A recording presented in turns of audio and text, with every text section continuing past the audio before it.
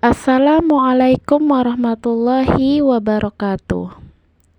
Kami dari kelompok 1 akan mempresentasikan tugas kewirausahaan yaitu bab 6, 7, 8 yang kami rangkum dari buku Ajar Kewirausahaan yang ditulis oleh Dr. Slamet Ahmadi MM. Bab 6 yaitu menemukan peluang usaha, bab 7 studi kelayakan bisnis, dan yang terakhir bab 8 perencanaan bisnis. Baiklah, kami akan memulai presentasi materi kami. Baiklah, materi pertama bab 6. Menemukan peluang usaha. A. Menemukan peluang usaha. Dalam berwirausaha, seseorang perlu menentukan hal apa yang akan ditekuni sebagai usaha. Dengan kata lain, wirausaha perlu mencari peluang usaha.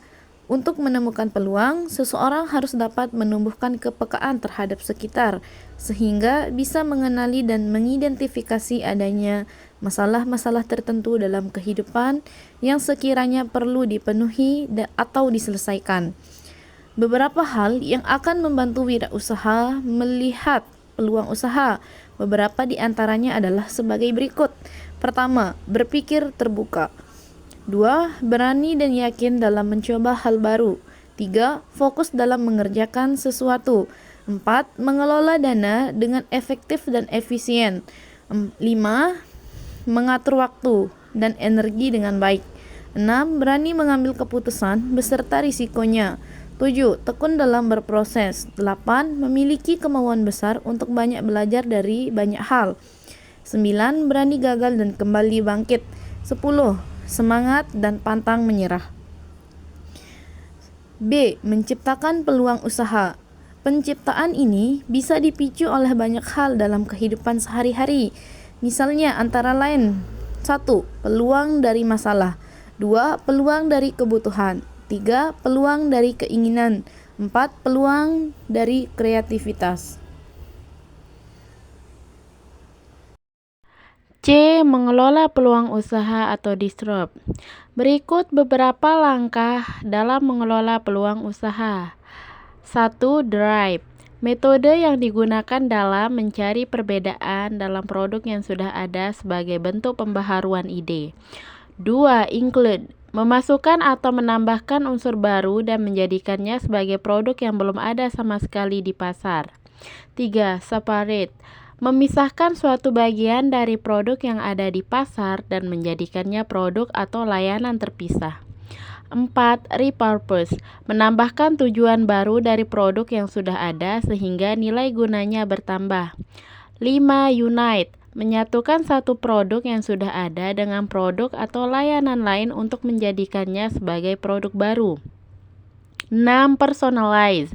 Memberikan personalisasi terhadap suatu produk. Personalisasi dapat disesuaikan dengan konsumen dengan diberikan opsi oleh wirausaha. Yang terakhir, transplant. Mentransplantasi suatu produk yang sudah ada ke lokasi lain, segmen lain, atau target lain. Bab 7. Studi kelayakan bisnis.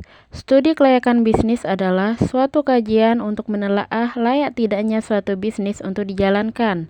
Suatu bisnis dapat dikatakan layak jika dapat mencapai keberhasilan dan menghasilkan keuntungan. A. Tujuan studi kelayakan bisnis. Hasil studi kelayakan bisnis dapat memberikan banyak manfaat, di antaranya sebagai berikut. 1. Merintis usaha baru. Studi kelayakan membantu calon pengusaha menilai apakah ide bisnis yang akan dijalankan layak secara ekonomi, teknis, hukum, dan pasar. Dengan begitu, resiko kegagalan dapat diminimalkan sejak awal. 2. Mengembangkan usaha yang sudah ada. Bagi usaha yang sudah berjalan, studi kelayakan bisa digunakan untuk mengevaluasi rencana pengembangan seperti ekspansi pasar, penambahan produk, atau pembukaan cabang baru. Studi ini memberikan data dan analisa objektif untuk mendukung keputusan. 3. Memilih jenis usaha atau investasi yang paling menguntungkan. dalam situasi di mana ada beberapa alternatif usaha atau proyek. Studi kelayakan membantu menentukan mana yang paling potensial dari segi keuntungan, keberlanjutan, dan kelayakan jangka panjang. B. Manfaat studi kelayakan bisnis. Tujuan dilakukannya studi kelayakan bisnis adalah untuk menghindari keterlanjuran penanaman modal yang terlalu besar pada peluang bisnis yang kurang menguntungkan.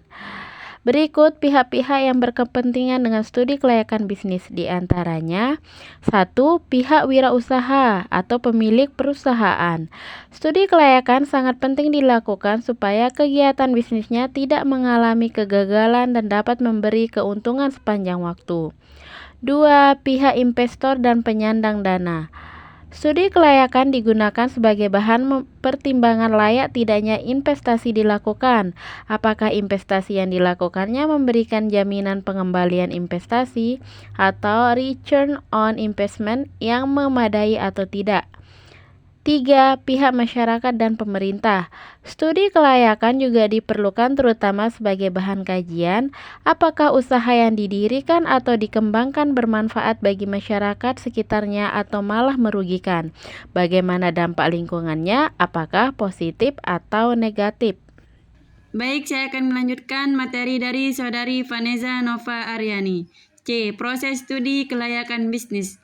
Dalam studi kelayakan bisnis, setiap aspek dianalisis bukan sekedar formalitas, tetapi untuk memastikan bahwa investasi dapat menghasilkan keuntungan material. Studi kelayakan bisnis dilakukan melalui berbagai tahap antara lain. Yang pertama, aspek pemasaran. Aspek pemasaran dianalisis untuk memastikan ada pasar yang cukup luas agar produk bisa dijual dan mendatangkan pendapatan maksimal. Yang kedua, aspek produksi. Aspek produksi ditelah untuk memastikan proses produksi efisien, mengurangi biaya, dan meningkatkan volume output. Yang ketiga, aspek manajemen. Aspek manajemen dilihat dari bagaimana struktur organisasi dan pengambilan keputusan bisa mempercepat pertumbuhan usaha secara finansial. Yang keempat, aspek keuangan. Aspek keuangan adalah inti dari semuanya, di mana pengembalian modal, arus kas positif, dan rasio keuntungan menjadi indikator penting kelayakan. Yang kelima, proyeksi aliran kas. Proyeksi aliran kas digunakan untuk melihat kapan modal kembali dan berapa besar keuntungan bersihnya. Selanjutnya, D. Tahap keputusan. Keputusan investasi dalam bisnis harus dilandaskan pada pertimbangan laba dan rugi secara nyata dengan menggunakan metode seperti yang pertama itu payback periode, menghitung seberapa cepat modal bisa kembali karena semakin cepat semakin menarik secara finansial. Yang kedua, NPV, yaitu mengukur berapa nilai bersih keuntungan di masa depan setelah dikurangi biaya sekarang. NPV positif berarti menguntungkan. Yang ketiga, internal rate of return, yaitu digunakan untuk menilai apakah tingkat pengembalian investasi lebih tinggi dari bunga pinjaman atau biaya modal. Yang keempat, probability index, menilai efisiensi investasi semakin tinggi indeksnya, semakin besar peluang keuntungan dibanding risiko.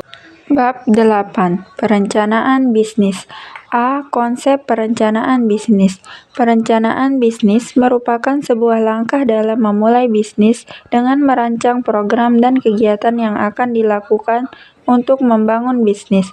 Kerangka rencana bisnis dapat digunakan sebagai pedoman wirausaha dari satu tahap ke tahap lainnya. Dengan adanya perencanaan bisnis, wirausaha dapat merinci posisi bisnis, arah bisnis, dan visi misi bisnis yang ingin dicapai. B. Komponen rencana bisnis. 1. Sampul luar dan lembar judul atau cover. 2. Ringkasan eksekutif atau eksekutif summary. 3. Deskripsi bisnis. 4. Analisis dan strategi bisnis. 5. Personil dan manajemen usaha. 6. Aspek keuangan. 7. Deskripsi produk dan atau jasa yang ditawarkan. 8. Daftar pustaka dan appendix. C. Business Model Canvas. Terdapat beberapa aspek yang perlu dipenuhi dalam memvisualisasikan perencanaan bisnis dengan bisnis model canvas. Di antaranya sebagai berikut, yaitu kegiatan utama atau key activities, sumber daya utama atau key resource, rekan utama atau key partners, struktur biaya atau cost structure, nilai proposisi atau value proposition, saluran distribusi atau channel, hubungan pelanggan atau consumer relation, segmentasi konsumen dan pasar atau market and consumer segments.